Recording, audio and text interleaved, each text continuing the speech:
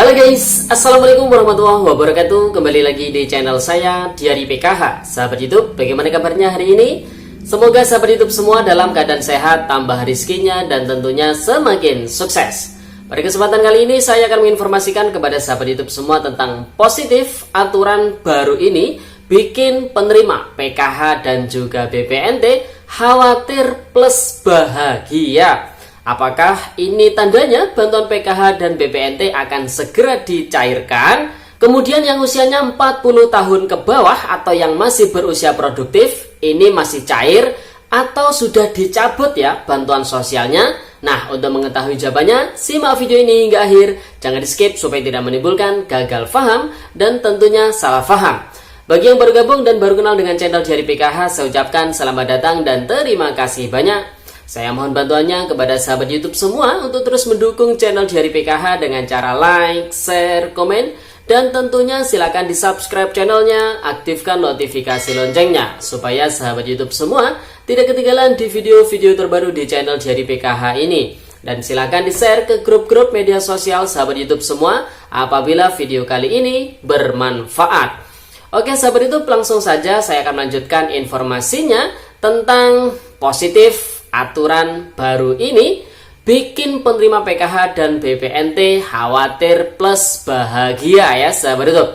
Nah, apakah ini tandanya bantuan PKH ataupun BPNT segera dicairkan dan juga yang usianya 40 tahun ke bawah ini masih cair atau sudah dicabut ya bantuan sosialnya di tahap 3 tahun 2022 atau periode Juni hingga Juli tahun 2022 ini? Simak video ini hingga akhir ya sahabat YouTube. Sahabat itu beberapa waktu yang lalu Kementerian Sosial Republik Indonesia menetapkan aturan baru ya sahabat YouTube yang membuat para KPM ini terkhusus yang usianya 40 tahun ke bawah ini merasa khawatir ya sahabat YouTube. Aturan tersebut tertuang di Surat Keputusan Menteri Sosial nomor 101/HUK/2022 tentang pelaksanaan program Keluarga Harapan dan juga program bantuan pangan non tunai atau program sembako ya sahabat YouTube. Di mana aturannya di tahun 2022 ini karena ada SOTK yang baru sehingga bantuan sosial penerimanya dari PKH ataupun BPNT ini dikelompokkan menjadi 3 dirjen berdasarkan usia dan juga kerentanan sosialnya. Nah, untuk yang usianya 40 tahun ke bawah ini masuk ke dirjen yang namanya pemberdayaan sosial, di mana Bu Menteri Sosial mengatakan mereka akan menjadi KPM yang nantinya mendapatkan program pemberdayaan kelompok rentan yang menjadi tumpuan untuk digraduasi ya sahabat itu. Tentunya kalau digraduasi dan juga mendapatkan program pemberdayaan kelompok rentan yang rumornya ini akan mendapatkan modal usaha, maka kemungkinan besar bantuan PKH dan juga BPNT-nya ini akan dicabut ya sahabat YouTube. Nah, mereka banyak yang khawatir para KPM yang usianya masih produktif ini. Wah, saya nanti kalau sudah tidak mendapatkan bantuan sosial bagaimana? Dan lain sebagainya ya sahabat YouTube. Kekhawatiran-kekhawatiran yang dialami oleh para penerima manfaat yang usianya 40 tahun ke bawah tentunya.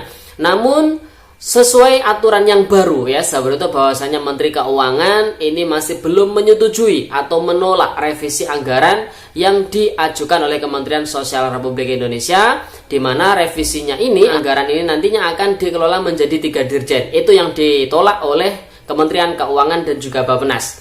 Sehingga aturan yang baru dengan ditolaknya revisi anggaran tersebut menjadikan anggaran ini tetap dikelola oleh 1 dirjen, kemudian pelaksanaan terkait dengan pengelompokan berdasarkan usia ini masih belum bisa direalisasikan di tahun 2022 ini. Tentunya ini merupakan kabar yang menggembirakan. Jadi ini yang saya maksud informasi ya sahabat YouTube terkait dengan aturan baru yang mengkhawatirkan dan juga plus menggembirakan ya sahabat YouTube.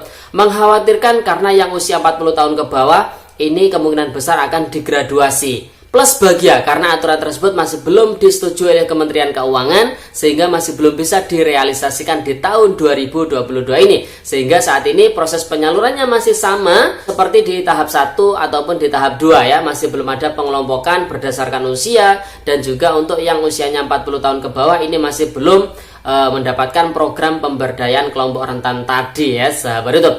Tentunya ini merupakan kabar yang menggembirakan dan apakah ini tandanya bantuan PKH akan segera dicairkan dan juga BPNT? Tentu iya, karena aturannya ya sahabat YouTube masih sama seperti tahap yang satu dan juga tahap yang kedua, masih belum ada revisi anggaran ya sahabat YouTube, sehingga nantinya akan dicairkan sesuai jadwal yang telah ditetapkan. Kemudian terkait dengan yang usianya 40 tahun ke bawah. Nah, ini banyak sekali yang bertanya ya sahabat YouTube, apakah sudah dicabut bantuan sosialnya atau masih cair bantuannya? Nah, berdasarkan aturan baru yang dikeluarkan oleh Menteri Keuangan bahwasanya anggaran revisi dari Kementerian Sosial Republik Indonesia, maka bisa dipastikan untuk yang usia 40 tahun ke bawah ini masih mendapatkan bantuan sosial PKH-nya atau BPNT-nya ya sahabat YouTube, di pencairan PKH tahap 3 tahun 2022 ataupun BPNT periode Juni hingga Juli tahun 2022 dengan catatan. Nah, apa catatannya? Tentu bantuan PKH ataupun BPNT ini ada syaratnya ya sahabat YouTube. Yang pertama, tercatat di dalam DTKS. Nah, apabila si penerima manfaat tersebut sudah tidak tercatat di dalam DTKS, maka bantuannya tidak bisa dicairkan. Kemudian syarat berikutnya, selain tercatat di DTKS, data kependudukannya ya di Dukcapilnya ini harus NIK-nya valid, ya NIK-nya aktif, kemudian tidak ganda ya sahabat YouTube, dan tidak anomali lah ya sahabat YouTube untuk data kependudukannya di Dukcapil. Jadi harus sudah padan antara DTKS dan juga Dukcapil. Jadi bagi sahabat YouTube semua yang mungkin NIK-nya ini tidak valid, NIK-nya ini masih belum teraktivasi di Dukcapil, maka bantuan sosialnya tidak akan bisa dicairkan ya sahabat YouTube. Kemudian syarat berikutnya untuk PKH yang memiliki komponen pendidikan ya sahabat YouTube, mulai dari jenjang pendidikan SD sederajat hingga SMA SMK sederajat. Ini juga harus tercatat di aplikasi Dapodik ya untuk sekolah yang di bawah naungan Kementerian Pendidikan, dan tercatat di dalam EMIS bagi sekolah yang di bawah naungan Kementerian Agama. Jadi siswa-siswi tersebut harus tercatat di dalam Dapodik dan juga EMIS ya. Apabila di sekolahnya si siswa tersebut ya tidak masuk di dalam Dapodik ataupun di EMIS, maka ketika disinkronisasi dengan DTKS ini tidak akan padan sehingga tidak akan dicairkan bantuan sosialnya khusus yang memiliki komponen pendidikan ya sahabat itu. Kemudian bantuan PKH dan juga BPNT ini proses penyalurannya melibatkan Bank Himbara, kemudian menggunakan kartu KKS, tentunya ada nomor rekeningnya. Maka ya sahabat itu, bagi mereka yang memiliki rekening yang tidak aktif, kemudian yang gagal omspan mungkin karena data identitas di perbankan dan juga di Kementerian Sosial ini berbeda, maka menyebabkan gagal omspan ya, sehingga bantuan sosialnya baik PKH ataupun BPNT ini tidak bisa dicairkan.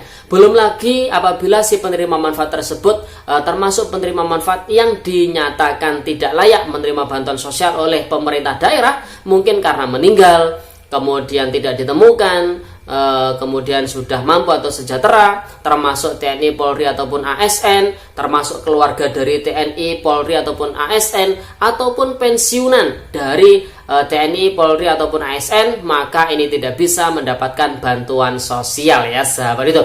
Oke sahabat YouTube, itu informasinya, semoga videonya bermanfaat dan sampai jumpa di video terbaru di channel Jari PKH yang akan datang. Sekian, terima kasih, salam PKH, wassalamualaikum warahmatullahi wabarakatuh.